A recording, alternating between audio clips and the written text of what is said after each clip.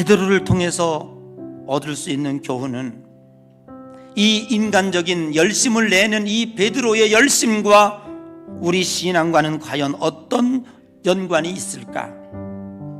이것이 오늘 이 설교를 통해서 함께 찾아가려고 하는 진리의 여행입니다. 여러분, 우리는 열심이 있느냐 없느냐라고 먼저가 아닙니다. 정말로 우리에게 중요한 것은 하나님의 뜻이 어디 있는가, 이것이 하나님의 뜻인가 아닌가를 우리는 먼저 찾아봐야 합니다. 그리고 거기에 결단이, 합당한 결단이 있어야 하는 거죠. 사실 방향과 목적이 없는 열심은 어떤 때는 하나님의 일을 가로막는 경우도 없지 않아 있다고 하는 사실입니다. 우리가 교회 역사 가운데도 보면 교회에 큰 일을 한 경우를 많이 봅니다. 어떤 때는 전 재산을 팔아서 교회를 지은 분도 있고요, 어떤 때는 생명을 바쳐서 교회에 충성하신 분들도 있습니다. 그런데 그런 분들 때문에 오히려 그 교회가 어려워질 때도 있습니다. 왜 그럴까요? 그것은 인간적 열심이었기 때문에 그렇습니다. 베드로는 뭐라고 얘기하고 있습니까? 내가 주를 위하여 목숨을 버리겠습니다. 나야, 누든지 나야, 내가 하겠습니다. 내가 하겠습니다.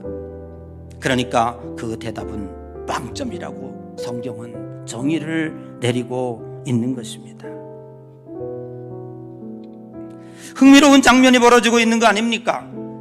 내가 진실로 너희에게 이르노니 너희 중에 나를 팔 자가 있다?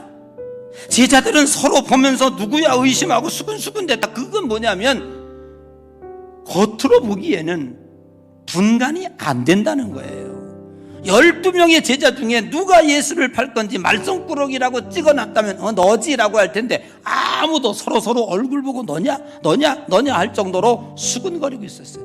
그런 거 보면 겉으로 보여지는 것과 겉으로 보여지지 않는 것은 매우 큰 차이가 있었구나 라고 하는 것을 우리는 발견하게 되고, 정말로 우리들이 하나님의 일을 열심히 할 때 그 열심은 매우 좋은 거지만 그 열심의 근거가 어디에 있는지, 과연 내가 하나님을 위해서 하는 것인지 사람을 위해서 하는 것인지, 과연 이것이 하나님에게서 나온 뜻인지 나에게서 나온 열정의 뜻인지를 분별하고 나가야 이것이 한 기차는 부산을 하고 한 기차는 평양으로 갈 정도로 엄청난 차이를 가지고 있다고 하는 거예요. 마태복음 7장에 보면 제자들에게 예수님께서 이렇게 얘기합니다. 너희들이 주여 주여 하는 자마다 다 천국에 들어갈 것이 아니요 아버지의 뜻대로 행하는 자라야 천국에 들어가리라. 우리 신앙생활하면서 명심해야 될 것은 우리의 신앙의 대상이 누구인가를 분명히 알아야 됩니다. 모든 것의 원천, 그 대상은 하나님이십니다. 우리의 모든 기준은 믿음의 대상이 하나님이십니다. 항상 그 대상인 하나님이 어떻게 생각하실지, 그리고 하나님이 무엇을 말씀하고 있는지 우리는 꼼꼼히 따져봐야 할 것입니다. 인간이 아무리 강하다고 할지언정 하나님의 뜻을 이루어내지 없습니다. 우리가 우리의 열심과 우리의 능력으로 무언가 이루어낼 수 있는 존재라면 하나님이 하게 했겠죠. 그러나 결국 인간이 가지고 오는 것은 교만이고 자만뿐입니다. 그래서 결국 마귀가 기뻐하는 일을 하고 결국 그 사람이 지옥에 떨어지더라 그 말이에요. 그러니까 하나님은 어떤 방법으로 일하시냐? 나는 아무것도 할 수 없습니다.